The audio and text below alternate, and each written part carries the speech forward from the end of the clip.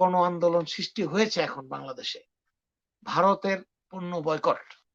দল বিএনপি, আমাদের প্রাণের দল বিএনপি কেন এটাকে ওন করতে পারছে না? কেন আজকে বিএনপিতে যে অফিসার ২-১ জন আছে তাদেরকে নিয়ে অনেক বিতর্ক। এবং তারা কিন্তু বিএনপির অরিজিনাল অফিসার না। মেজর হাফিজ যিনি আজকে বিএনপিতে ভাইস চেয়ারম্যান, উনি কিন্তু বিএনপির অরিজিনাল কোন লোক না এবং উনি বিএনপির কোন প্রতিষ্ঠা লগ্ন থেকেও উনি বিএনপিতে ছিলেন না। বরঞ্চ ৭৫ সালের সেই দুঃখজনক সেই ঘটনা, সেই ৭ই নভেম্বরের আগে ৩রা নভেম্বর থেকে ৭ই নভেম্বর যখন আমাদের জেনারেল জিয়াউর রহমানকে গৃহবন্দী করা হয়, এই মেজর হাফিজ কিন্তু তখন খালেদ মোশাররফের পক্ষে উনি কিন্তু গৃহবন্দী তাকে করেন। উনার সৈন্যদল নিয়ে উনি কিন্তু ৩-৪ দিন আমাদের জিয়াউর রহমানকে বন্দী করে রাখেন। কিভাবে কি হিসাবে এই লোক আজকে বিএনপির ভাইস চেয়ারম্যান এবং অন্যতম কুশলী কে নিল? কে তাকে ঢুকালো?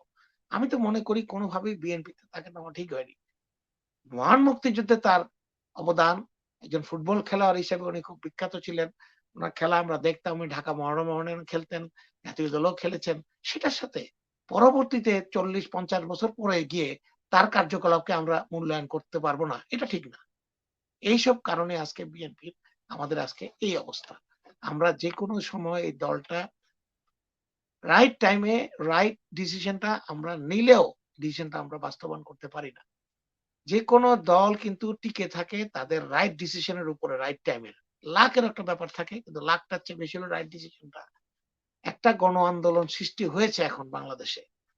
ভারতের পণ্য বয়কট। এটা যে সৃষ্টি করে থাকুক, যে ডাক দিয়ে থাকুক, বাংলাদেশের জনগণ এটা গ্রহণ করেছে এবং এটা আমরা যুক্তিসঙ্গত মনে করছি। কেন আমাদের দল বিএনপি, আমাদের প্রাণের দল বিএনপি কেন এটাকে ওন করতে পারছে না? অথচ কিন্তু ভারতের যে অন্যতম প্রধান থিংক ট্যাঙ্ক বিজেপির ওআরএফ, অবজারভার রিসার্চ ফাউন্ডেশন, তারা কিন্তু গত ৪-৫ দিন আগে বিবৃতি দিয়ে বলে দিয়েছে বিএনপির পরিচালনায় এই বয়কট আন্দোলন হচ্ছে।